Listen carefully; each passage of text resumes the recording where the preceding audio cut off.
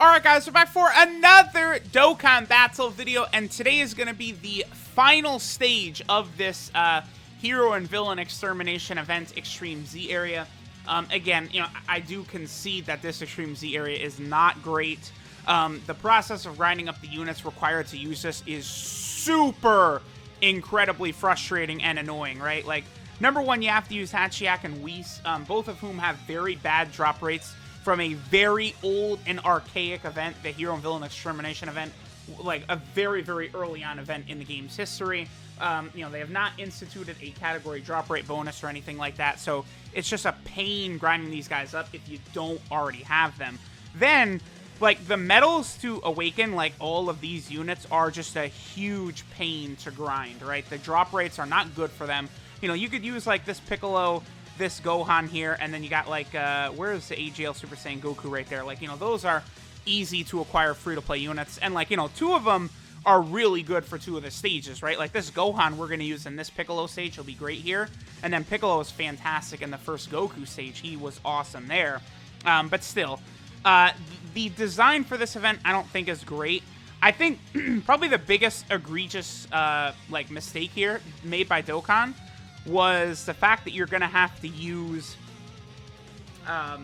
whatchamacallit, it's summonable units, right? The fact that summonable units are the ones that are getting this Extreme Z area awakening, I didn't think it was a big deal if they were going to do this for free-to-play units, right? So, I mean, Cooler just came out. I mean, I don't know. I would imagine the Extreme Z area, like, to be tailored to, like, whatever Dokkan Fest or something is coming out at the time, but I don't know. Honestly, I feel like they could have awakened Whis and then maybe given him an Extreme Z area, because every single unit that is EZA'd so far in the game's history has been a... I'm actually going to have Whis at the end here, yeah.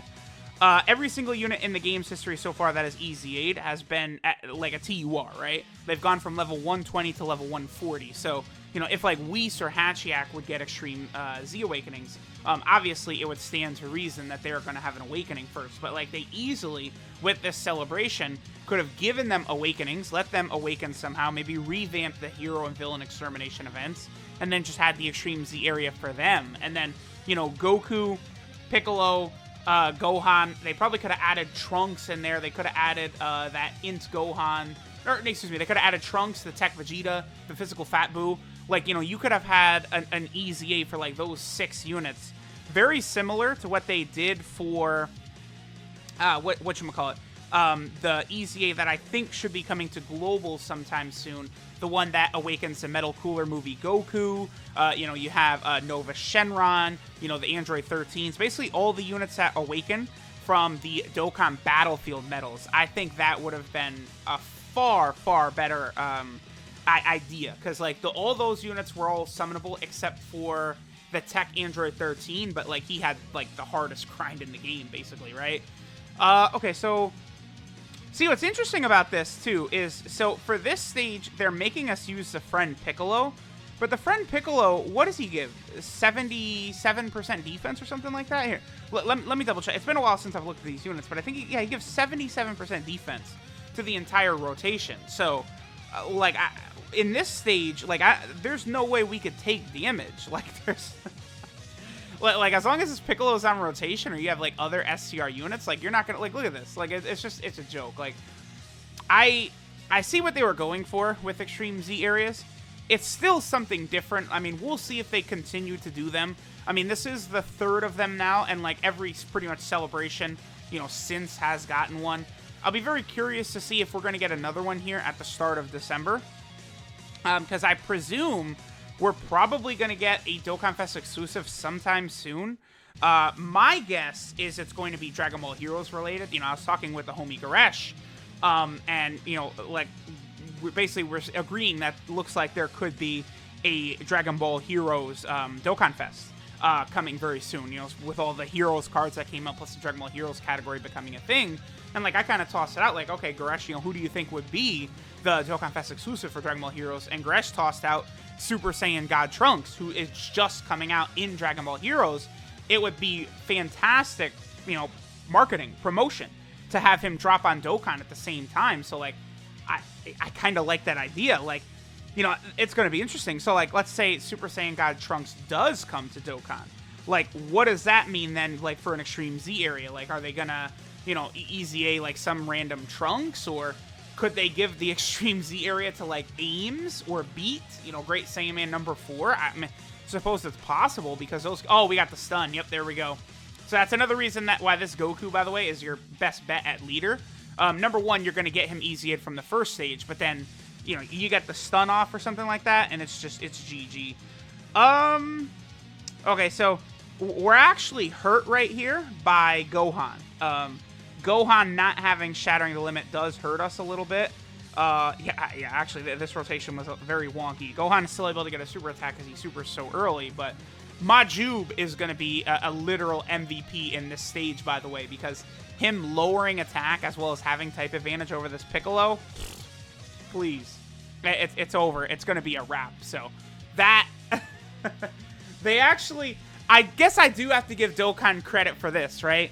They did actually manage to make Majub a relevant character in an event. So, like, just that alone is definitely very impressive to me, right? Like,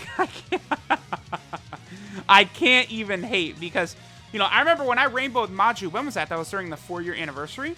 And it's like, oh, wow, like, this guy is, like, the worst. I mean, obviously, there's a worse character even so than Majub, and that's Chow Man. Chow Man is the actual worst because, you know, when he super attacks, you lose 20% of your HP. Like, if he additional supers, you lose 40% of your HP. Like, it's... you basically lose half of your health. It's insane. Like, Majub, at the very bare minimum, is lowering attack, which is a very, very helpful ability. We'll do this, and I think Hachiak could probably still get a super attack. No. One off, whatever. Just the Super Saiyans will be enough. This is going to do nothing. Yeah, 16k. Ah! Ooh, okay. That is one thing to watch out for, however. Piccolo does lower defense. That's not going to affect this Vegeta. But, like, you know, if you happen to get caught, you know, with, like, some weak unit or something like that with Piccolo, he supers first, lowers their defense, and then he could smack you around a bit. That is something that could happen. So that's something you're going to want to be careful with for sure. Is Piccolo super attacking like that. That's why some Dokkan events seem tougher than others. You know, for example, like the Jiren Dokkan event, you know, he lowers defense. And then there's also, what's the other one I'm thinking of? Dragon Ball Super Broly, right? Who, you know, back in the day when his event first came out, several people died to it initially because Broly will super you, massively lower your defense. And then even like, you know, AGL Super Saiyan 4 Vegeta is going to be taking 50 million damage from getting hit. So it's crazy. All right, so now what I want to do is what I did with the other couple stages. Let me take out all these STR units, and, you know, let's just use kind of some random units here, and sort of see, like, if this Piccolo stage is going to have any difficulty for us or not. All right, so we'll go ahead and hop in like this. That physical Super Saiyan 2 Goku is going to be outstanding, by the way, because he does still give an attack and defensive buff, along with the ki he gives. So, you know, he's going to be useful in all 3 of these stages. Obviously, he's going to be one of the better units you could use in Gohan's stage in particular. But here for this Piccolo stage, he'll still be really good.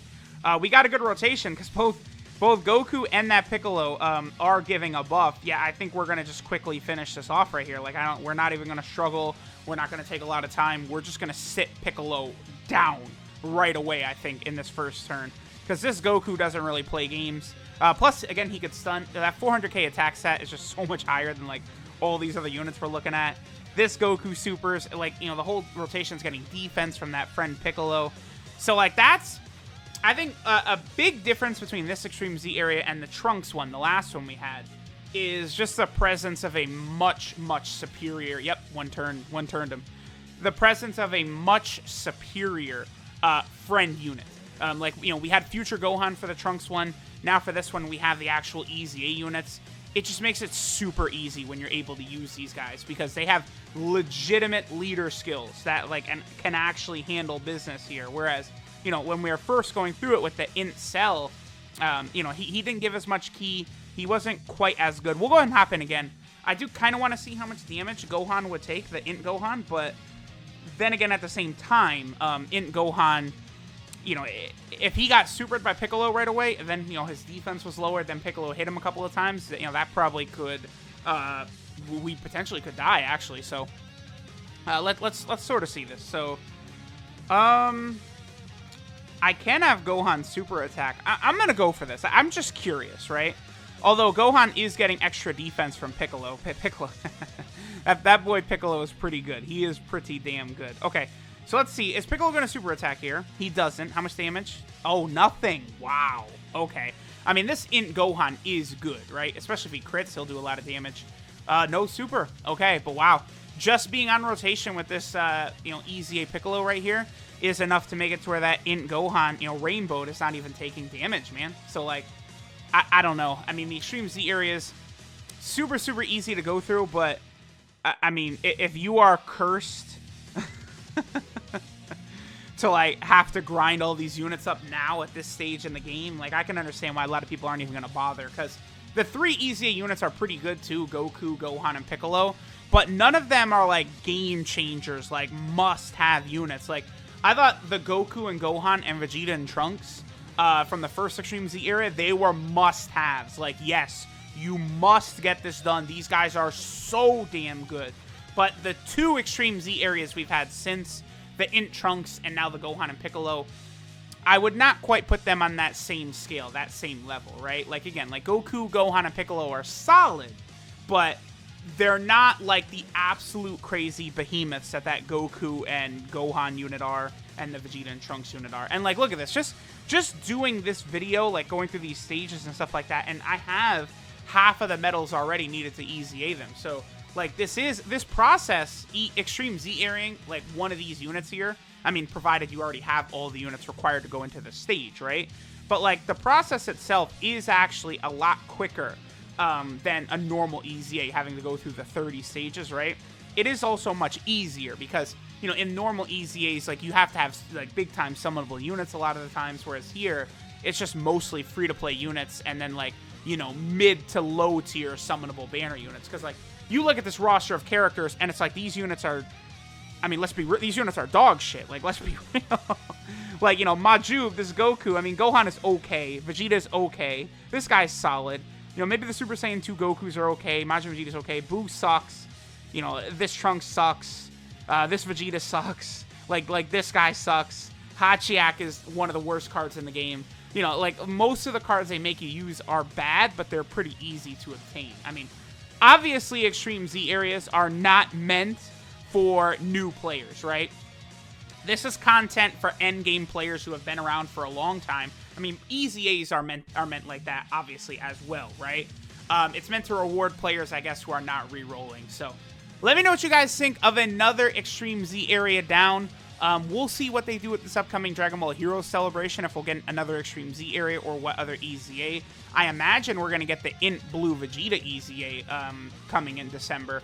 So we'll see how good he'll be. That's going to be interesting because he could be really good for that Time Traveler team, which many of the Dragon Ball Heroes characters are on, right? So that'll be very interesting to see indeed. But, alright guys, thanks for watching, and I'll catch y'all next time.